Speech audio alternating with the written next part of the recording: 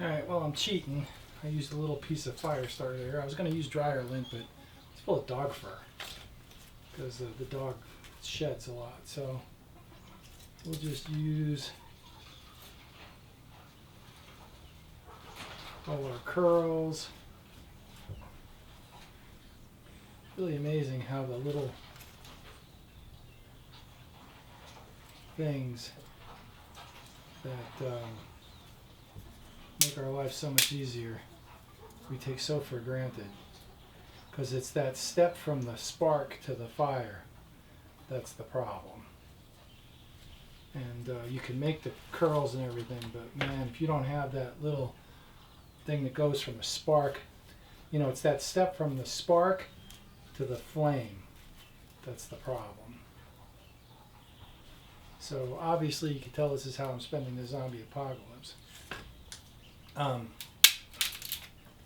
This is the first time I fired up the bush box. Like I said, I had the Trangia stove. I had the Trangia stove in it, the alcohol stove. We had a little barbecue. Not barbecue. We had a little. Cookout up at the gun range, which was really nice. And the Trangia stove worked great in the bush box. And I enjoyed the Trangia stove so much, I actually bought a Trangia kit. Trangia. I don't know how I bought the little kit from, and I'll show you that when I get it. It's going to come tomorrow. And, but this is the bush box. And that's how it works. I mean, that thing, I mean, what a great thing. I mean, it really works great. So I'm not sure. So I've got another channel called Two Ravens Readout. That I guess the chicken's laid an egg. I got another channel called Two Ravens Readout, and I don't know. I want to put. I might put this up there. Might put it on Photo Universe. I don't know. But I figured I've been really enjoying Bjorn Andreas Bull Hansen's videos. And so I figured I'd try one more in that style. I'm learning how to use a more complex video editing software. So that's part of what this is about also. Boy, that's just fantastic. I can't believe how well that works. With just a few sticks. I mean, damn. That's amazing. And so I'm working on learning a new video because Microsoft Movie Maker stopped. I mean, those guys gave up. And they've got a new one out for Windows 10 and it's total crap. It's like the Mickey Mouse version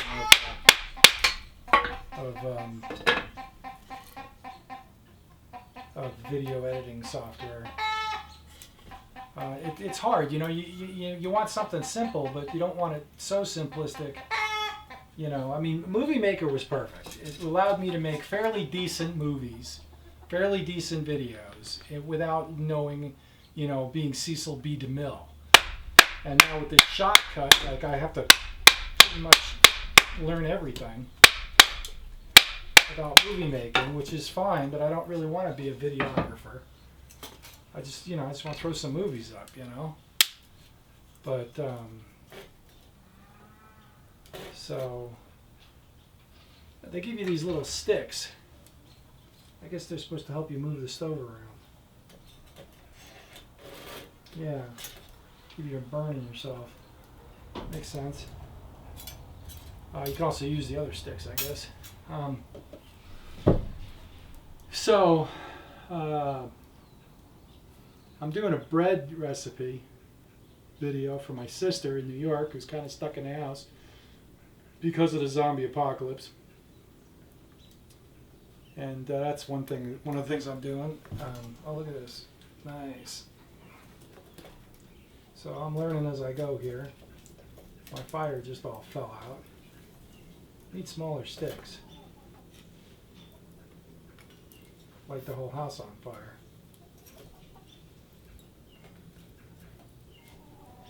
So yeah, I guess the bigger one would be better because it doesn't. You can put bigger sticks in.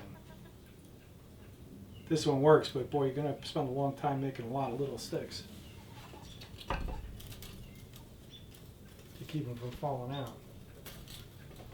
I would think. I don't think that's how that works. So I'm making a bread video. That's one of the things I'm doing. Photography's kind of shot. So I've got finally got the cameras I enjoy the most. I'm filming this with a Fuji X-T3, which I thoroughly enjoy for video, and then I've got a X Pro 3 that I love for still photography. I didn't think I would like the screen, but it works great. The screen is, I think it's great. It turns it into a camera, not a computer, which is kind of weird. I don't normally go for stuff that's, you might consider it like crippled or intentionally not as much as it could be, but it works fine. I enjoy the camera. It's more of a camera than anything else. So yeah, and so you know, it makes you focus on the photography instead of manipulating a computer. It feels more like a camera than a computer, and it's the first digital camera I've had that's been that way. I thought I was going to hate it. I did not think I was going to like that thing at all. And it turns out it's one of my favorite cameras of all time. Go figure, huh? So anyway, well, that's the Bush box, and I'm working on a bread video. And the bread video is I might just add it on to this, and it'll be like an addenda, an additional bonus. If you want to learn how to make fluffy whole wheat, not whole wheat, but mostly high fiber fluffy bread that's really good for you with omega-3s and things like that, check out the bread video. There's nothing else to do during the zombie apocalypse, so why not, right? Yeah, this is a weird thing. I mean, I don't know how black it is and how dark it is. I think it's darker than we think it is. But then the statistics, you know, it's like we're talking a couple 100,000 people out of 7 billion. So, you know, the only thing that's really worrying in all this, I mean, people get the flu too, you know, okay, fine. But the only thing that really makes me like cringe about this whole deal is, you know, if people have coronary heart disease and all this stuff, you know, and they've got underlying conditions that they're not that healthy, you know, the flu can kill those people too, and I get that, right? I mean, you know, and God bless them, and I feel bad for them, and you know, but this disease acts just like the flu. If you're already compromised, well, this isn't going to help, right? And you'd probably kill you, and I get that. But the thing that's bothering me about this one is the reports are like, you know, a 22-year-old triathlete runner just you know, caught the disease 3 days ago, and now he's dead. And it's like, you know, and there's these outlier reports, these you know, of like very healthy people that are, you know, young, and just it killed them, and like, what the hell? That's the part of this whole thing that's unnerving. You know, that's the part that's not explainable. So as a side note, if you got one of these Bushbox stoves, the large Bushcraft Essentials, or any stove this size, and you're going to use it for cooking, I would have a large supply of very small sticks handy, because it burns fast and it goes through little sticks a lot. So I get that. If you're going to use it as a campfire, you might want to get the extra large version. This is the first time I fired it up, so I just learned that. But other than that, it works great, and I don't know if that was enough sticks to heat up a pot of water. Probably wasn't, because it's like, yeah, it's still pretty hot, but my fire's kind of out, so that's interesting. Yeah, so there's that. While we've been having this zombie apocalypse, I've been enjoying my bushcraft stuff and starting to get more into that. So anyway, a lot of sportsman's grill, that's a lot of fun too. But so there's the fire and the bush box and the zombie apocalypse, and that's what I'm up to. All right, we'll catch you later. Check out the bread recipe. Bye.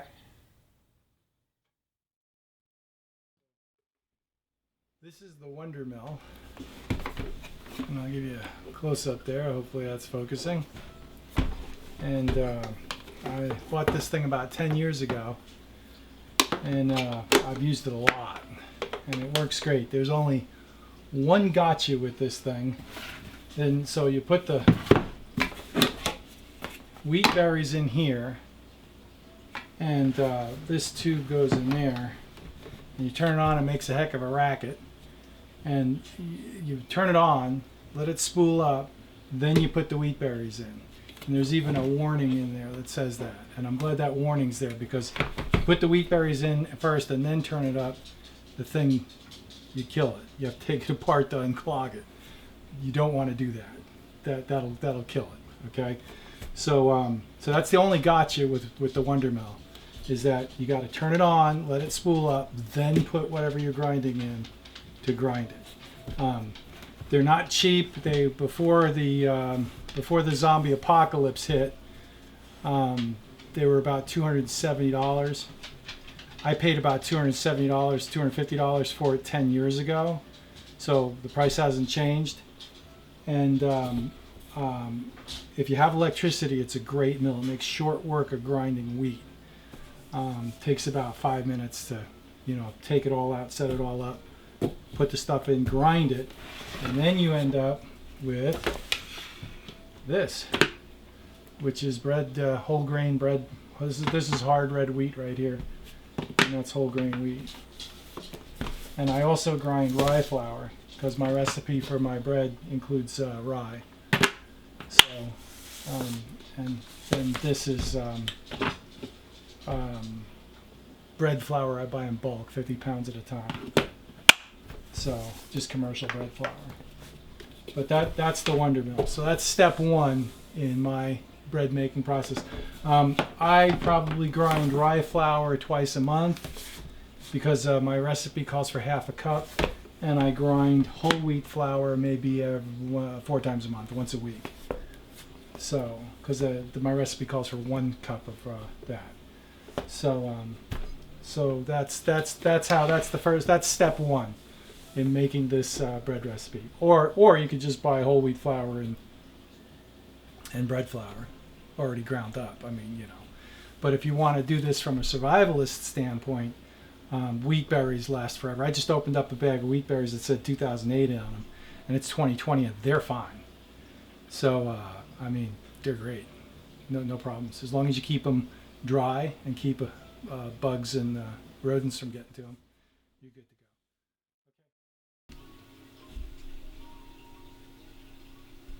The first step is a 1 cup Pyrex measuring cup, in which I put 1 cup of filtered water in there.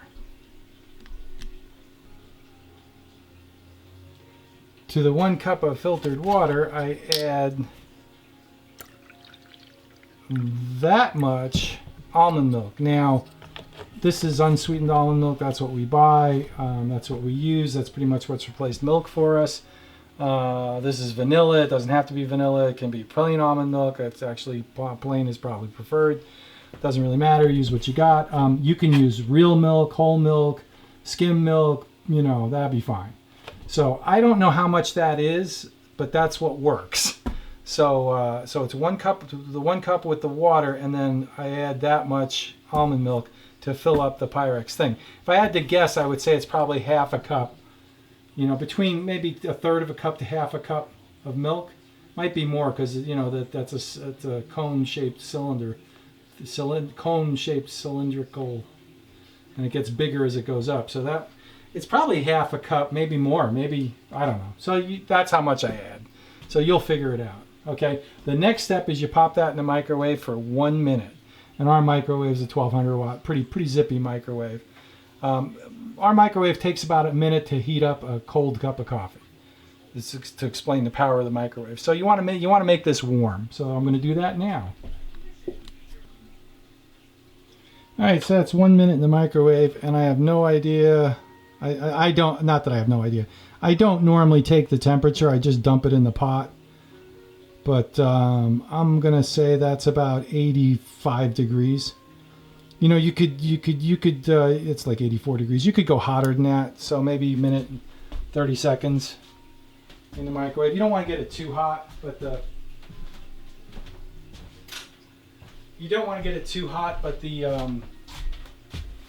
temperature of the pan and everything else is going to cool it down also.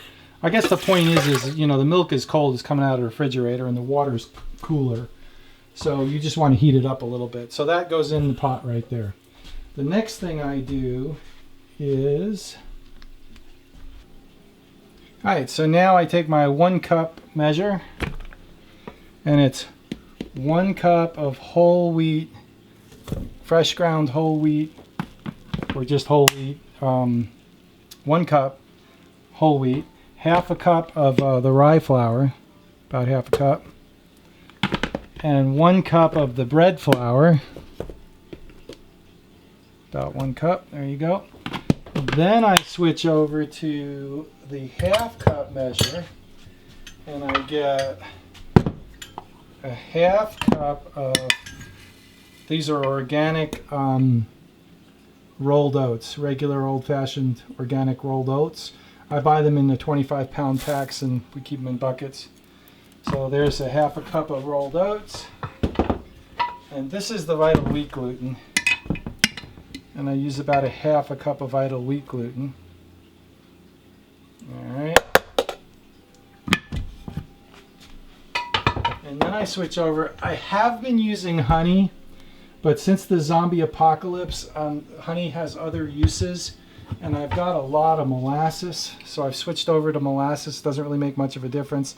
You could use regular sugar too. So I pour in once around the racetrack with molasses, not too much. So I would say that's probably, oh God, that's probably tablespoon, 2 tablespoons, 1.5 tablespoons. I don't think the measurement's that critical. It's really for flavor, not to make the bread do anything. Then I throw in some chia seeds. I keep these in a mason jar. I throw in about 2 tablespoons of chia seeds. Those are optional, and that's for omega-3s, and I like the taste. And then it's salt. And salt I tend to use about, I would say, about a teaspoon to 2 teaspoons. Salt really gives bread flavor, but I need to watch the salt because of high blood pressure, so I don't put in as much as I should. That's probably more than I should put in for me, but I want to have some flavor. And I'm not 100% sure how bad salt is for your blood pressure. A lot of salt is bad, but in taking my blood pressure a lot, I haven't seen much of a difference with normal amounts. So that's olive oil, and that's about a 2 tablespoons, a tablespoon of olive oil. On the oil front, you can use any kind of oil, vegetable oil, canola oil, whatever you want. Olive oil is probably the healthiest. That's even extra virgin organic from Costco. So, but hey, we don't use that much of it. It's not that expensive. So that's olive oil. Now I go to the refrigerator and I get out 2 things that I keep in the refrigerator. And I make this bread so often, this is all from memory. Okay. So the 2 things I keep in the refrigerator, this is ground flax seeds, and that's for omega-3s, and I pour in a generous helping. That's 1/4 to half a cup. And I don't know if it gives it flavor, but it sure gives it a lot of fiber. And then for yeast, let's use a real measure here. So I make a little hole in the center. I don't know if you saw that or not. See, I made a little dimple in the middle. And the idea there is, and it does seem to make a difference, believe it or not. I'm not sure how, you wouldn't think it would. But you keep the yeast away from the wet ingredients as much as you can until it's just the way it mixes. And so I pour in about a teaspoon of, this is the packaged yeast. And let me get that package for you and show you that.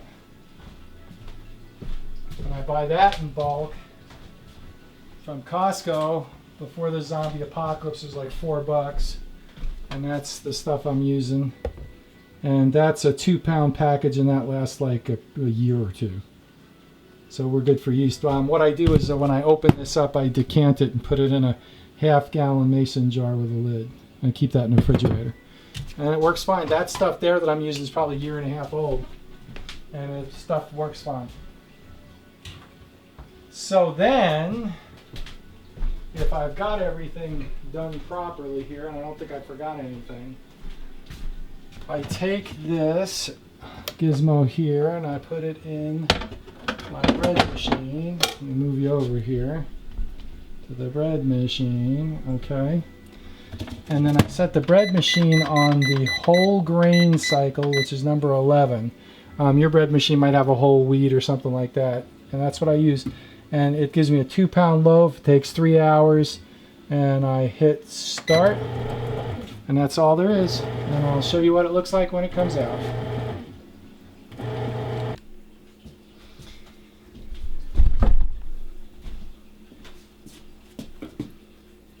Alright, so the buzzer just beeped. The bread's done 3 hours later. And there it is. Pop it out there. Put that back in there. And the important thing is to let it cool on a baking rack. Pop the flapper out, put the bread machine, and flip it over. That one's not, because I'm doing it for a video obviously, this one's not as fluffy as they can get. They turn out differently. It has to do with the temperature and stuff. Here's one I made yesterday. The humidity. You can see that one's fluffed up a lot more. It's still fluffy, but not as good as that one. So, but you know, that one's another inch taller. But yeah, they come. You know, most of the time they're like this, and you know, once a week they show up like that. So I don't know. They're still good. But there it is. And we store them. We get the bags from Walmart. The bags that you use to put frozen meat in. We grab a few extra when we buy meat for the dog, and we store our bread in those. So let that cool down on the counter. Throw it in the bag. Throw it in the cupboard. You're good to go. It goes bad in 2 or 3 days because it doesn't have any preservatives in it. So within 4 days it'll be moldy, but it doesn't stick around that long. So, all right, there's the bread recipe. Thanks.